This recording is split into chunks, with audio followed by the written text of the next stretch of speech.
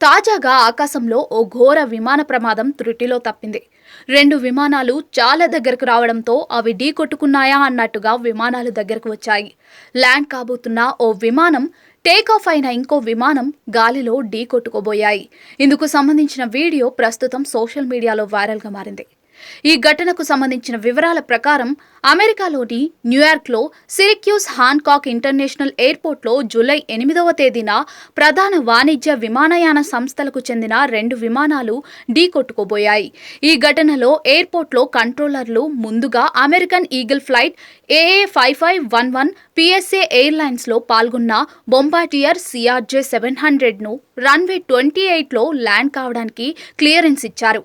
ఆ తర్వాత కొద్దిసేపటికే అధికారులు delta connection DL5421 endeavour air నిర్వహిస్తున్న మరో C700కి అదే రన్వే నుండి వెళ్లడానికి అనుమతి ఇచ్చారు.